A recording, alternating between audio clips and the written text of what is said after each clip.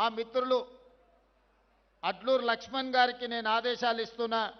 అదేవిధంగా special chief secretary సవ్యసాచ్ Ghosh గారికి నేను ఆదేశాలు ఇస్తున్నా. తెలంగాణ రాష్ట్రంలో ఉన్న అన్ని తండాలకు బీటీ రోడ్లు వెయ్యాలి అని నేను ఆదేశాలు ఇస్తున్నా. ఈనాడు మా లంబాడ యువకులు చైతన్యంతో వివిధ జిల్లాలు వివిధ రాష్ట్రాలకు వెళ్ళి వ్యాపారాల రూపంలో ఆర్థికంగా ఎదిగినరు. తండాలో ఉన్నవాళ్ళు సైకిల్ మోటార్లు కొనుక్కున్నారు, బయటకు వచ్చిన వాళ్ళు కార్లు కొనుక్కున్నారు. సొంత ఊరికి వెళ్ళాలి అని అంటే వాళ్ళ తండాకి వెళ్ళాలి, తండలో ఉండే వాళ్ళ దాయాదులను కలవాలి అని అంటే వాళ్ళు కొనుక్కున్న సైకిల్ మోటార్ అయినా కార్ అయినా ఆ తండాలకు వెళ్ళలేని పరిస్థితి.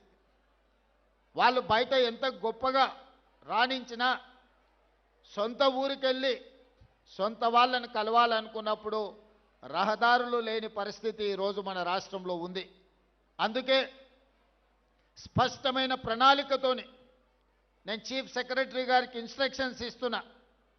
ప్రతి తండాలో పాఠశాల ఉండాలి, పాఠశాల భవనానికి మీరు ఏర్పాట్లు చేయండి. దాదాపుగా కొన్ని వేల గ్రామ పంచాయతీలను గత ప్రభుత్వం చేసినా అన్నది, కానీ ఏ గ్రామ పంచాయతీలో గ్రామ పంచాయతీ భవనం లేదు. గ్రామ పంచాయతీ భవనం లేకుండా గ్రామ పంచాయతీ సర్పంచ్ ఎవరైనా గిరిజన సోదరుడే అవుతాడు. అది గూడాలు కావచ్చు, తండాలు కావచ్చు. గ్రామ పంచాయతీ లేకుండా ఏ విధంగా వాళ్ళు పరిపాలనను ముందుకు తీసుకెళ్తారు?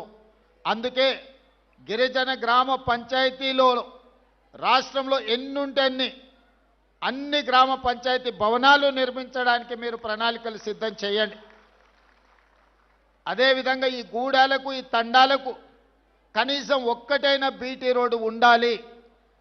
మీకు ఎవరైనా బంధువులు వచ్చినా మీ పిల్లలకి ఎవరైనా పిల్లని ఇవ్వాల్సి వస్తే పిల్లగాన్ని చూడడానికి రావాలంటే ఊరికి రావడానికి దారి లేకపోతే ఇక పిల్లని ఎవరిస్తారా మీకు? అందుకే ఖచ్చితంగా ప్రతి తండాకు రోడ్డు వేసే ప్రణాళికను ఈరోజు తీసుకోవాలి అని చెప్పి మా ట్రైబల్ సెక్రటరీ గారికి ఆదేశాలు ఇస్తున్నా.